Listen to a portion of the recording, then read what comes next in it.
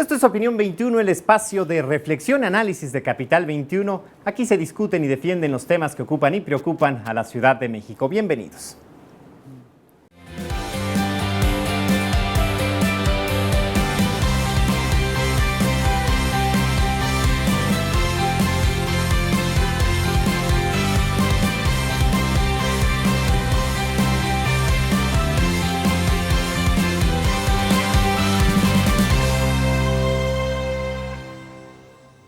La violencia de género viaja en el transporte público, el tema de esta noche aquí en Opinión 21. Para discutirlo, para abordarlo, nos acompañan tres personalidades a quienes me permito presentar.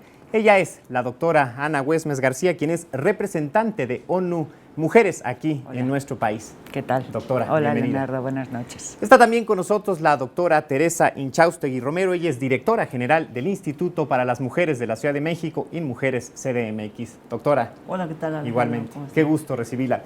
Y nos acompaña de igual manera la maestra Ana Pecova. Ella es directora ejecutiva de X Justicia para las Mujeres AC. Ana, bienvenida. Hola, Alejandro, gracias. Pues antes de entrar en materia, de entrar en conversación, ¿qué les parece si vemos el siguiente material? Piropos, miradas lascivas, toqueteos y roces son algunas de las maneras como se manifiesta la violencia de género en los medios de transporte público latinoamericanos.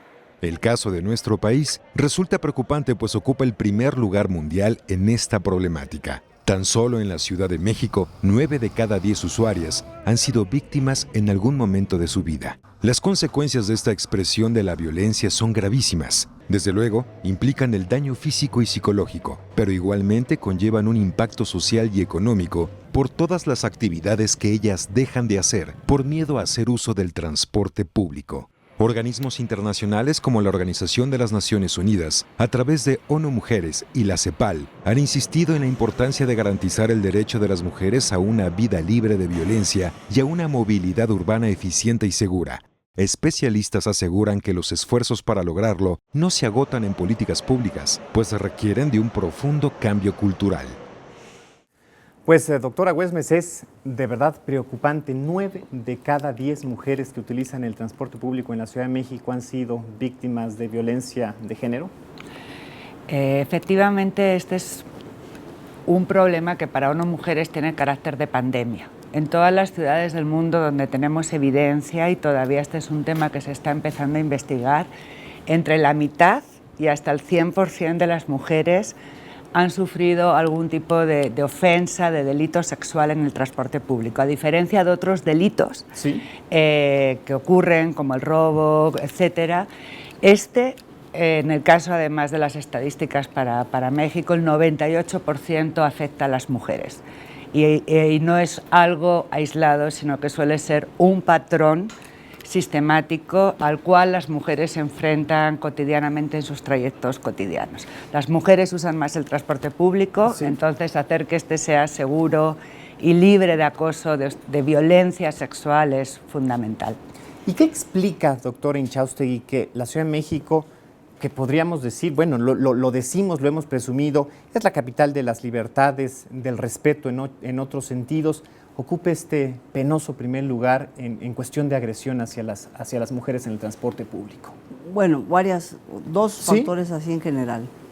Primero, creo que una cosa que nos enfrentamos en todos los estados, y yo creo que también en los propios países en donde este problema también ocurre, que es a una cultura masculina, una práctica masculina que ha como naturalizado una forma de abordaje, chuleo e incluso abuso en casos como los que se reportan en contra de las mujeres que están en los espacios públicos.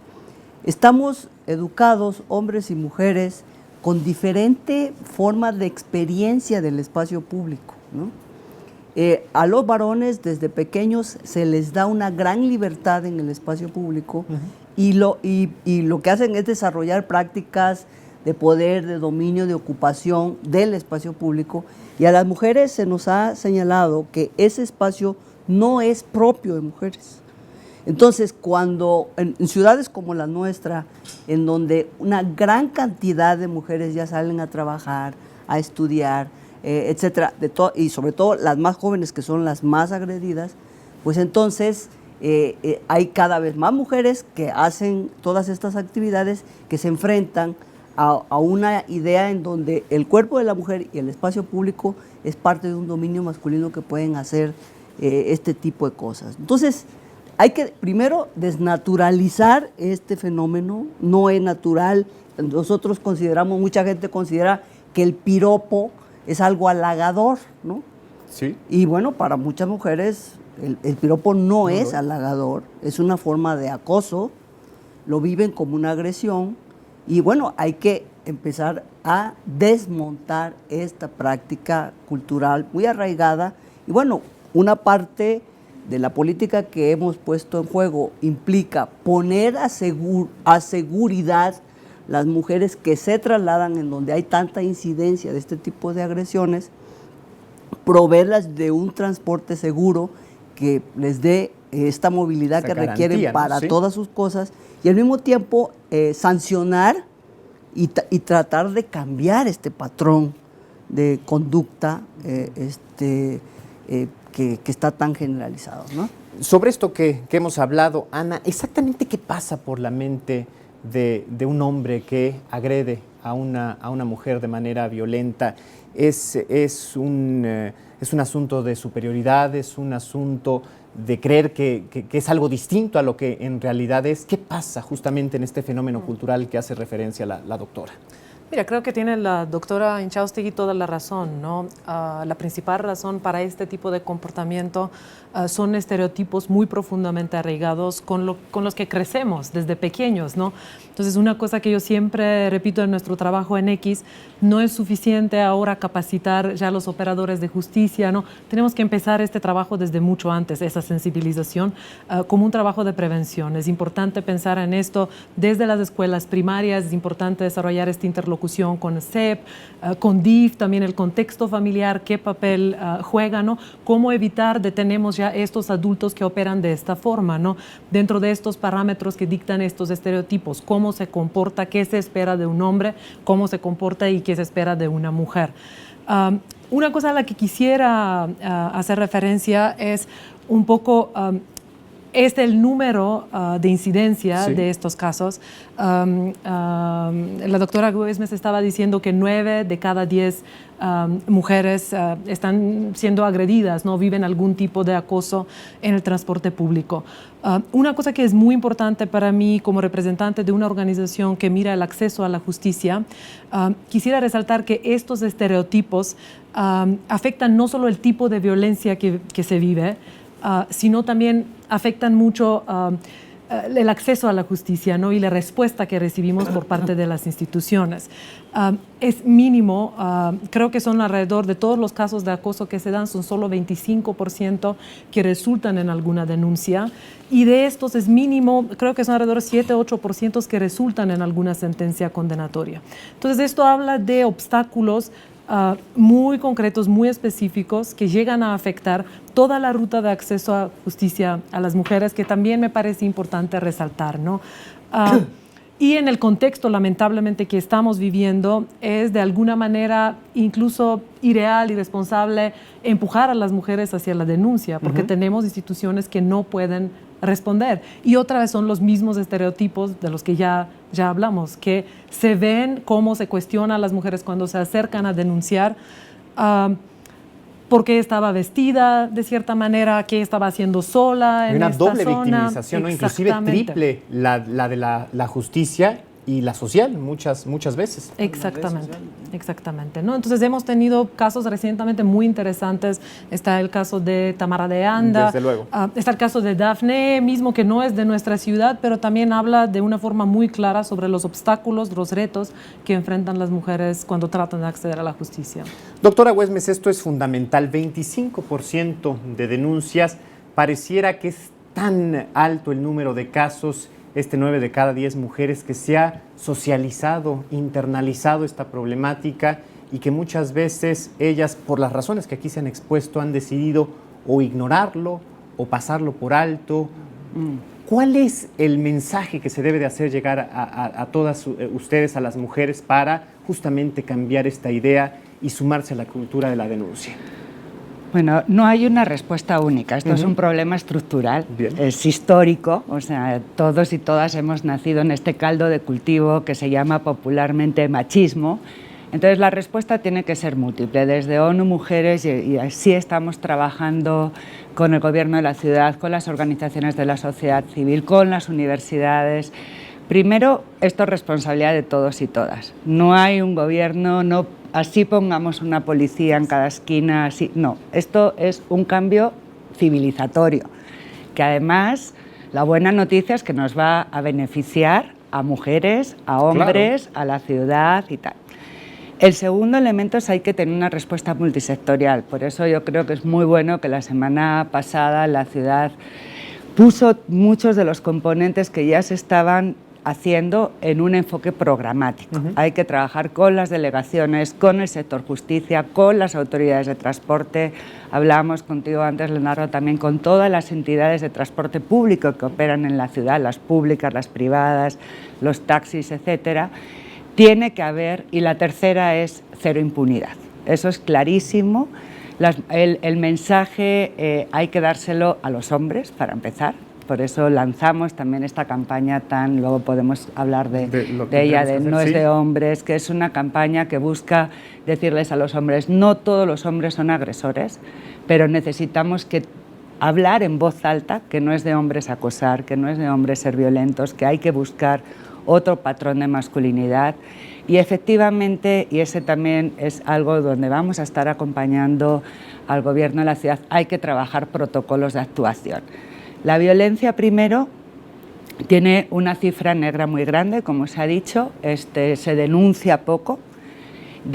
A nivel nacional, para poner otro ejemplo, de cada 100 violaciones, solo una de cada 5 llegan a una sentencia condenatoria, y estás hablando de violación, ¿no? Y entonces imagínate qué pasa cuando es lo que las mujeres nos describen más común, miradas lascivas, toqueteos, etcétera, ¿no? Entonces hay buenas prácticas que se han hecho en otros países, por ejemplo, y lo hablábamos con el Gobierno de la ciudad, operativos donde la policía vestida de civil circula, la policía de cercanía puede circular y empezar a hacer sanciones como muy claras y intervención en el momento. Desde luego las cámaras de seguridad, todo este tipo de intervenciones donde se está vigilando que el espacio público esté seguro. Y tercero, efectivamente, empezar a tener casos claros donde toda la cadena de justicia tenga claro qué hacer, pero sobre todo claro qué no puede hacer. Tú no le puedes decir a la mujer cómo ibas vestida o por qué hiciste tal cosa o tal otra, porque el espacio público tenemos tanto derecho mujeres como hombres. A todos. Exacto. Entonces, la impunidad termina en los tribunales, pero la impunidad muchas veces empieza en la propia sociedad. Entonces, la idea de esta campaña y la idea de esta intervención es no nos vamos a callar. Yo veo con optimismo, ¿sabes?, esto que ha ocurrido el último año en los países de América Latina, con campañas como Mi primer acoso, Ni una más, o lo que está pasando ahora con la campaña No es de hombres, donde la gente está reaccionando por primera vez muy masivamente. Y se le pone nombre, se le pone apellido a cada caso. Y las mujeres están saliendo con mucha valentía a denunciar en redes sociales, buscando, y ya estamos empezando a tener casos de éxito en la respuesta judicial. Queremos muchos más, por supuesto, que todos sean casos de éxito, ese es el objetivo. Entonces, estos serían los 3 pilares: prevención, una respuesta multisectorial y colectiva, y desde luego cero impunidad y cero tolerancia social a esta forma de violencia que daña a las mujeres y daña a los hombres. Y no olvidemos que esto es un círculo que puede empezar en una ofensa sexual y terminar en un feminicidio. Entonces, claro, es algo muy serio de lo que estamos hablando. En todo esto había inclusive padres y madres que no estaban conscientes, que no sabían que sus hijas habían sido víctimas de una agresión tan grave como esto. Doctora, hablamos de este problema enraizado en la sociedad. ¿Por qué es importante localizarlo, focalizarlo en un primer esfuerzo en el transporte. ¿Por qué el transporte se convierte en un elemento tan importante? Porque el transporte es un gozne estratégico en las ciudades para que la población acceda a los centros escolares, al trabajo, a los centros de salud. O sea, el transporte es fundamental en la vida de las ciudades, ¿no? Entonces, las mujeres hacemos en la Ciudad de México hasta 3 viajes diarios, es decir, mucho más viajes que los hombres, por la doble, triple actividad que tienen. Van a la escuela, hacen labores domésticas, van a trabajar, traen hijos. Entonces, el transporte es neurálgico para la actividad, para el acceso a los derechos y las oportunidades que ofrecen las ciudades de la población. Y aquí hay un tema muy importante que yo quería tocar un poco en relación a lo que decía Ana Pecova, que es el tema de todo lo que se inhibe la actividad de las mujeres. Lo que se deja de hacer, ¿no? Lo que se deja de hacer por el temor a ser agredida, por el temor de ser acosada, por el miedo que puede entrarle a muchas mujeres, transitar por lugares oscuros, sin vigilancia. Por eso en este programa global de ciudades seguras hay una serie de herramientas levantadas, construidas sobre la propia percepción del miedo y la inseguridad de las mujeres, que son herramientas muy importantes para hacer las auditorías de seguridad desde la perspectiva de las mujeres. Ahora, una precisión sobre el tema de las denuncias. Yo creo que en toda política social, si no hay demanda, no hay respuesta. Y se requiere que las mujeres efectivamente levanten su demanda y se apropien de su derecho a vivir sin violencia, y que a través de esa exigencia de las mujeres, las instituciones también vayan corrigiendo su actuación y cambiándose a esquemas de mayor sensibilidad. No vamos a negar que ahí hay un problema, y es un problema que no solamente viene por la actitud o la poca sensibilidad que pueda existir en muchos de los que son agentes de la cadena de justicia, sino también de los propios instrumentos de la ley, que ofrece la ley para ser punitivos. Yo siempre lo digo, no es posible que por más de 2 copas una persona pueda ser detenida y sancionada, y por un delito como de abuso sexual, aunque sea que consista en un tocamiento, en un acercamiento inapropiado, en una exhibición, cualquier cosa, no se le sancione de manera expedita, tan expedita como puede ser la sanción cuando se aplica el alcoholímetro. Entonces, nosotros tenemos que llegar a poder conjuntar esas 2 cosas. Formas de atención expeditas, profesionales, sensibles para las mujeres, y mecanismos de sanción muy eficientes, automáticos, que las mujeres no tengan que pasar por un calvario cuando alguien las agrede, como ocurre en Londres, en todas esas ciudades, en donde las mujeres pueden elegir si se van por un procedimiento penal o se van por una ley sanción administrativa en el momento que agrede, y en ese instante el agresor es sancionado. ¿Y cómo cambiar en esta misma dinámica, además de las instituciones, además de los aparatos, Ana, a la sociedad? Insistimos para que cuando una mujer salga a la calle no se le diga se lo buscó por vestirse así, o con el caso, por ejemplo, traemos a la mesa el de Tamara hace poco, ¿por qué le incomoda a ella guapa si podría ser para cualquier otra un piropo? ¿Cómo hacerle darse cuenta a la sociedad que el acoso y la violación, la agresión está para quien la siente, no para quien la pudiera profesar o el resto de la sociedad? Claro. Entonces, una pregunta muy compleja. Otra vez, sí, vaya, si tuviera ojalá tuviera la solución. Como ya se mencionó, creo que es un trabajo de muy largo plazo. Y resaltaría de nuevo la importancia de trabajar en prevención, porque no importa qué tan buenas instituciones desarrollamos, si no atendemos el problema desde el origen, desde lo estructural, provocar este cambio cultural, estructural, nunca estas instituciones van a dar abasto, ¿no? Ahora, todavía yo creo que es muy, yo pondría quisiera que seamos un poco más críticos sobre este enfoque punitivo, ¿no? Sí. Yo creo que la apuesta penal es buena y deberíamos de insistir en ella, pero también tiene ciertas limitaciones, ¿no? Cuando una mujer denuncia una agresión y va por la vía penal, por cómo está nuestro sistema organizado en este momento, sí está viendo a un proceso muy largo de 3 años, donde probablemente cuando acabe este proceso el agresor ya ni lo van a poder encontrar, no sabemos dónde va a estar, en qué estado. Es agobiante, es largo, las mujeres no denuncian porque muchas de las mujeres que principalmente usan el transporte público se les paga cuando se presentan en el lugar de trabajo, ¿no? Entonces, para ellas es... Yo no tengo el día para perderlo y ahí denunciar, que me cuestionen, que me hagan exámenes psicológicos para que yo tenga que comprobar la tortura que he vivido. Y ahí, ojo, nunca ganamos. Si una mujer es empoderada suficiente, no se comprueba la tortura, entonces no procede la demanda, ¿no? Es muy, sí, y creo que es crítico, ¿no? Vaya, yo pensaría que tal vez hay que pensar en otras alternativas al encarcelamiento, ¿no? Ajá. Y más pensando cómo es nuestro sistema penitenciario, que realmente no educa, no reforma, solamente castiga. Esa es la única función social con la que cumple nuestro sistema penitenciario. Entonces puede ser que haya otras herramientas que sean un poco más funcionales, ¿no? Hablamos Por que de ejemplo, trabajo social. Por ejemplo, exactamente. Ajá. Que se le compense a la mujer por el día perdido de trabajo y la Ok. pérdida del salario, que se le mande al agresor a cierta capacitación, que tome algún taller, que se le diga, no sé, que tenga que trabajar 18 meses limpiando su colonia. Puede ser que, pues sí, capaz sí reflexione y piensa un poquitito sobre lo que hizo y por qué no estaba bien, ¿no?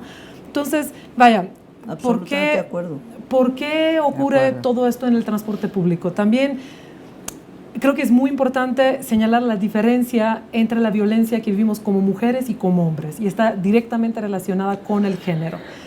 Si miramos los números, ¿qué les pasa a las mujeres? ¿Cómo mueren las mujeres, no? 1 de cada 2 mujeres muere en su hogar. Y eso es uno de 5 hombres mueren en su hogar. ¿Cómo mueren las mujeres, no?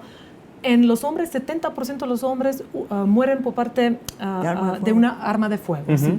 Y en el caso de las mujeres es estrangulamiento, golpes. Entonces, a lo que voy es, las mujeres, y ahora que están empezando a salir hacia lo público, ya a moverse, a ocupar otro espacio que tradicionalmente no fue considerado como de mujeres, toda la violencia que vivimos y la que nos enfrentamos cada vez que las mujeres no estamos seguras en ningún lugar, ¿no? Y eso es algo que sí me parece muy importante tomarlo en cuenta, cómo el género impermea toda la vida que uno lleva. Gravísimo, ni siquiera en el propio hogar. Debemos de hacer una pausa, permítanos, lo invitamos a ser hacerse parte de esta conversación. Recuerde que esta apenas comienza. Insistimos que puede hacerlo a través de nuestras redes sociales, si es por Twitter en @capital_21, si es por Facebook /capital21. Así es que exprésese, también está a su disposición nuestra línea telefónica. Volvemos. Totalmente de acuerdo, Total, Ana, sí. O sea, eso es nuestra tirada, efectivamente.